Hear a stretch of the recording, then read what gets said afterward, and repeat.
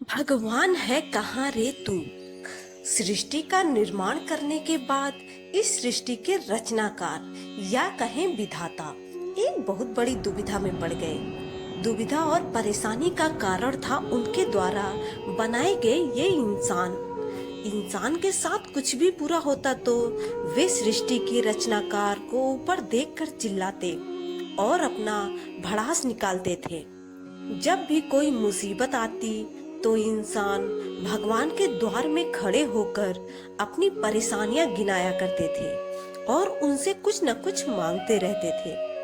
ऊपर वाला इससे बहुत दुखी था क्योंकि यह हर इंसान की बात बन गई थी कि वो अपने साथ कुछ भी घटित होने पर भगवान को दोष दिया करता था।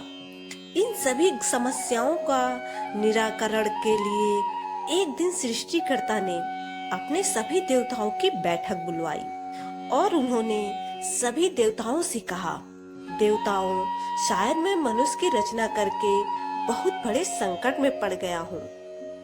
कोई न कोई इंसान हर समय दुखी होकर मुझे सब जगह ढूंढता रहता है और वो मुझ तक पहुंचकर अपनी सारी परेशानियां साझा करता है और इसी कारण ना तो मैं सही से ध्यान कर पा रहा हूँ और ना ही कहीं शांति पूर्वक रह पा रहा हूँ। सभी देवतागण उनसे बोले, भगवान, आप परम पिता हैं, हम आपकी किस प्रकार सहायता कर सकते हैं। भगवान ने कहा, देवताओं, कृपया मुझे कोई ऐसा स्थान बताइए जहाँ मानव नाम का यह प्राणी कभी भी मुझ तक ना पहुँच सके। भगवान के इस प्रश्न को सुनकर सभी देवताओं ने अपना मत रखा और सर्वप्रथम इंद्रदेव ने सलाह देते हुए कहा, भगवान, आप हिमालय की चोटी में जाकर ध्यान करें, वहाँ कोई भी नहीं पहुँच सकता। भगवान बोले, मानव बहुत प्रगति कर रहा है, उसके लिए हिमालय पर जाना कोई बड़ी बात नहीं है। पवन देव ने सलाह दी, भगवान, आप अंतरिक्ष में चले जाएं, वहां मानव नहीं पहुंच सकते। भगवान ने कहा, इंसान ने अपने दिमाग से अंतरिक्ष में जाने के लिए भी कई यंत्र बना लिए हैं। वे रॉकेट की सहायता से कभी भी पहुंच सकते हैं। विष्णुदेव ने कहा, हे सृष्टिकर्ता, आप समुद्र के अंदर छिप जाएं, वहां तक ना इंसान पहुंच पाएंगे और ना ही उनकी आवाज। भगवान बोले, यह पहले से प्रयोग किया जा चुका है, लेकिन इंसान मुझे खोजते हुए समुद्र के अंदर भी अपनी जहाज से आ जाते हैं। भगवान उनकी सलाह से संतुष्ट नहीं थे और उनकी बातों ने उन्हें और भी निराश कर दिया।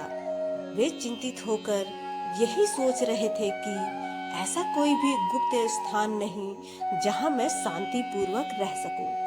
अंत में बुद्धिमान गणेश ने कहा, भगवान, आप इंसान के हृदय में निवास कर जाइए। मनुष्य आपको सभी जगह ढूंढते हुए फिरता रहेगा, लेकिन अपने हृदय के अंदर झांक कर कभी भी नहीं देखेगा। सृष्टिकर्ता को गणेश जी के पास समझ आ गई और उन्होंने कहा, गणेश, अब से जो भी इंसान मुझे ढूंढता हुआ जगह जगह भटकता रहेगा और मुझे दाएं बाएं, ऊपर नीचे, पहाड़ पर्वत, आकाश पाताल सभी दिशाओं में ढूंढेगा, वो मुझ तक कभी भी नहीं पहुंच पाएगा और ना ही उसकी आवाज कभी मुझ तक पहुंचेगी। लेकिन जो इंसान मुझे खुद के अंदर और दूसरों के अंदर देखेगा, उसे ही मैं मिलूंगा और उसकी आवाज सुनूंगा। ऐसा कहकर भगवान मनुष्य के हृदय में जाकर बैठ गए और निवास करने लगे। लेकिन इंसान आज भी उन्हें अपनी अंतरात्मा में खोजने की बजाय अन्य जगह में ढूंढते हुए मारा मारा फिर रहे हैं। धन्यवाद।